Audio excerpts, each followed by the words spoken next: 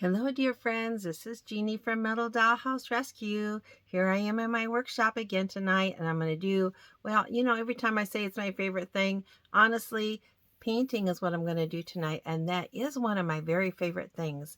But before I talk about dollhouses, I want to tell you what we're having for supper, because my husband found, not too far from our house, a big bunch of golden trumpet mushrooms, and that's what we're having for supper tonight.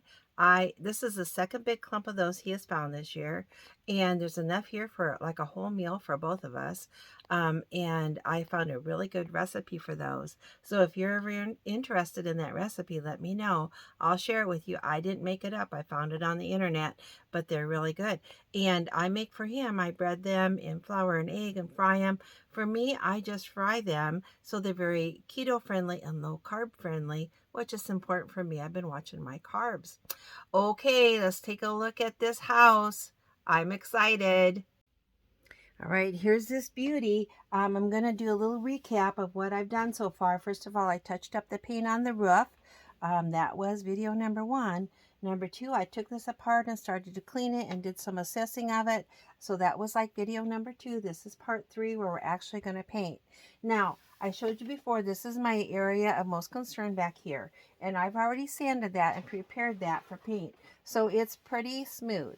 I put the floor back in here just temporarily to show you how very little actually of that rust shows. Once you get the floor in, there's very little, maybe at the very most a half an inch of that shows. So that's going to be an easy touch up, probably yellow there and white there. Now the floor, when I got it out, I've done a really good cleaning of this house. I did that after I signed off the other night of our video, and I've done a really good cleaning. And I did find a little missing paint right here on this gray floor, the floor of the utility room. And so I'm going to do just a little bit of gray touch up back here in the corner. I'll take this floor out and show you. This floor is just sitting in here right now. But before I do that, I want to talk about this red part, because this is quite faded. And I think I have 3 options on here. Let's go through those and I'll think about which one we're going to do.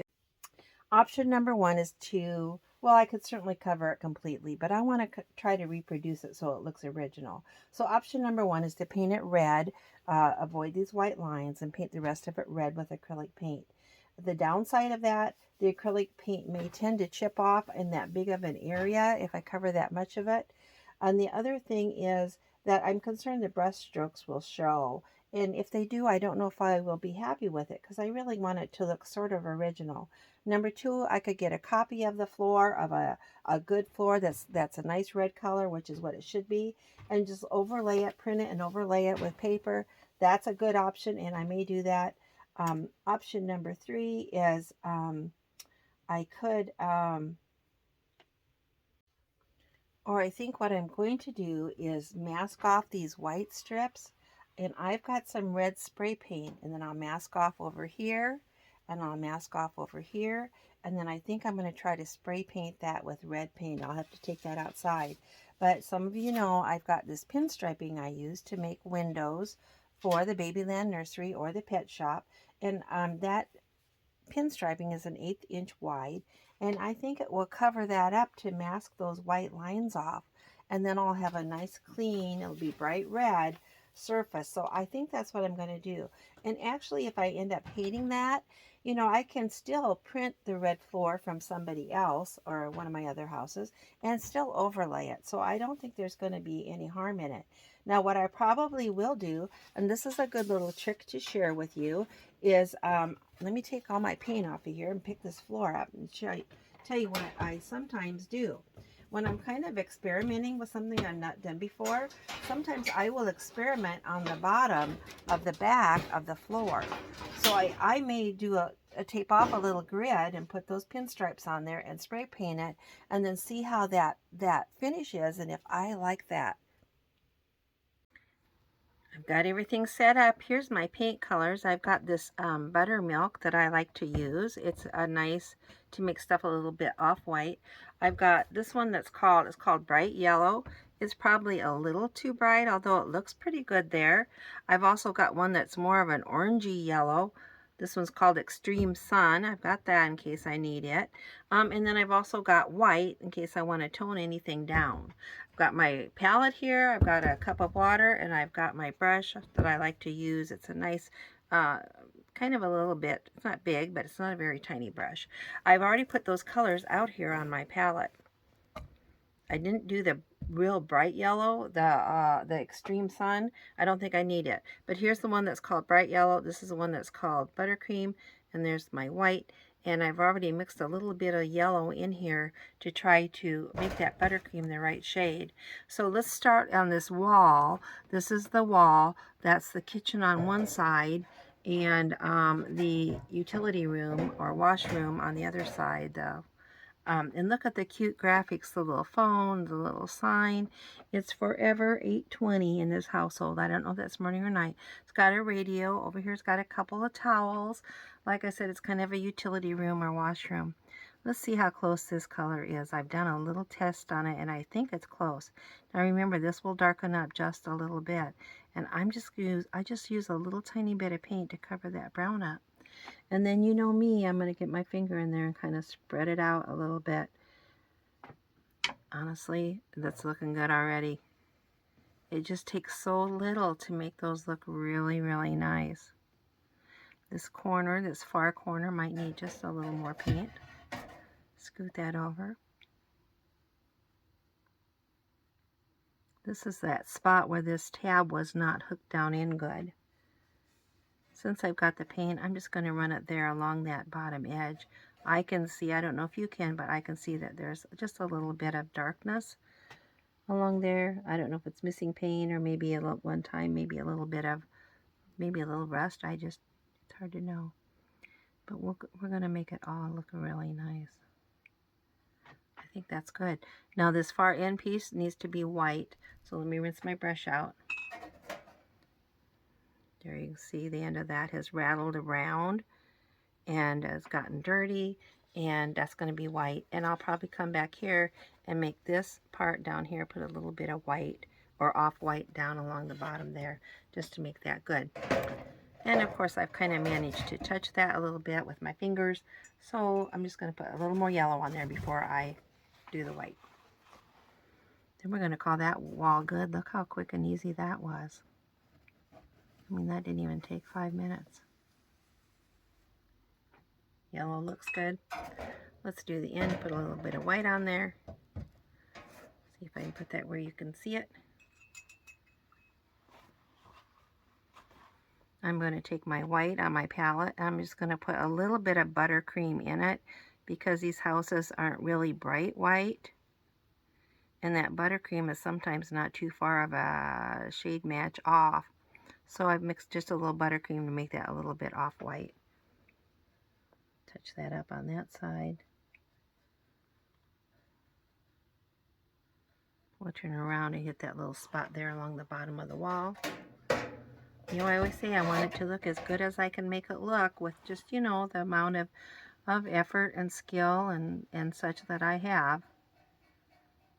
You know, it's not going to look brand new. I'm going to add a little bit of white to my palette here. Here's my white. Here's my, where I've mixed a little buttercream with the white. Remember, this will sometimes tend to dry just a teeny bit darker. Look just how easy that is.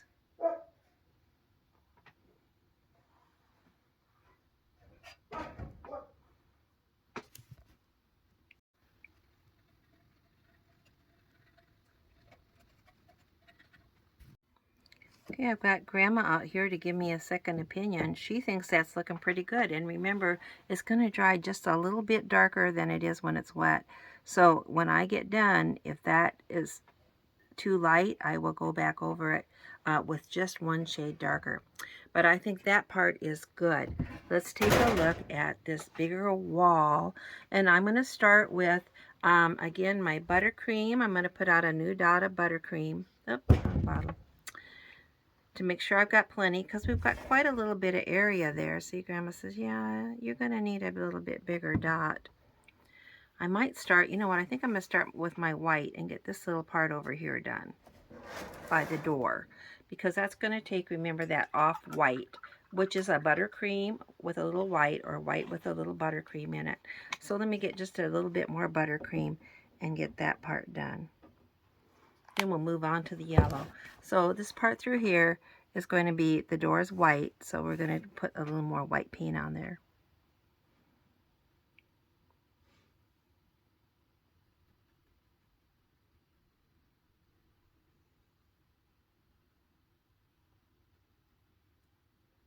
So for this I want quite a little bit of white and not as much yellow.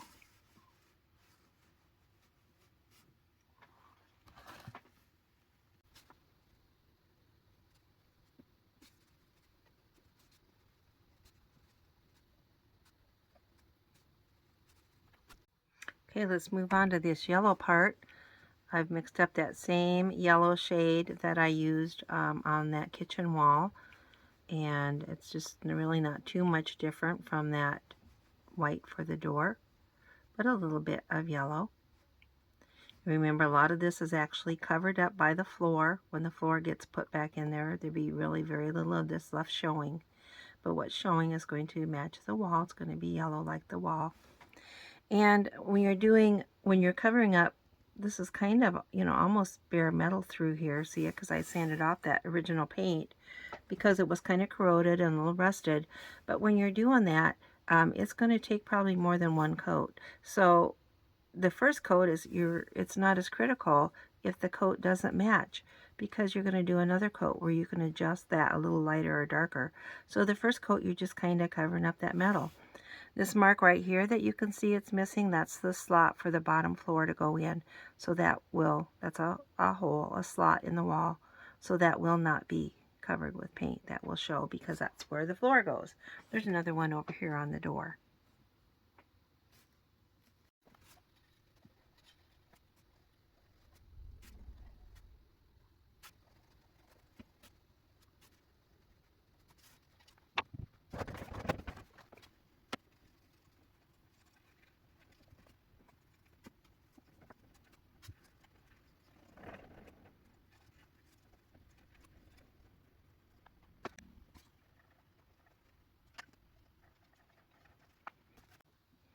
Okay, that's coat number 1. Now, you need to let it dry a little bit before you do coat number 2. Otherwise, you'll find your wet paint and your brush will just kind of move that original paint around. So I am going to let this dry just a minute. I'm going to put a second coat on, and then I'm going to come back and show you how it looks. Okay, this yellow is coming together nicely. You can see how good it looks. I do want to point out a couple of things. I'm going to do one more coat on here. I went ahead and did a coat of Mod Podge to seal that, and I might put just a little bit more yellow on top of it. But when I paint, and also when I Mod Podge, I be sure to poke my brush down in here into this corner. First of all, it looks better, but second, remember that's going to be covered up by the floor. But my thought is, if moisture ever gets down in there again, that will protect that and stop that rust. It'll prevent additional rust, and it'll help protect that crease. So I've put some paint, I poked it down in there and get as much paint down there as I can, as well as that Mod Podge to fill that crease up. All right, we're going to take a look at the floor. Here's where the floor needs touched up, right here along the same edge. My guess is at some point there must have been water or moisture that got down in there. Up here on this corner, the paint's completely gone. I'll touch it up a little bit here along the edge. On this part here, this will be covered up by the wall. This will be painted when I repaint that red. This part will be covered by the wall. I may not do much there. I may do just a little bit of touch up here. So let's get some mixed up here. We're going to try black and white and see if we need to have, I don't know if we need to have a little brown in there or not. We're just going to start with black and white and see how close we can get this to match color-wise. I feel like it's going to need some brown in there. It's more of a taupe, I think, than actually a gray.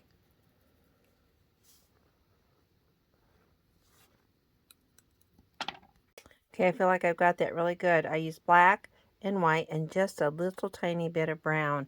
And now when I come over here and touch that up, that color is an excellent, excellent match. And again, this is my first coat. I can go over it with another coat if I need to. But I kind of think this might do it.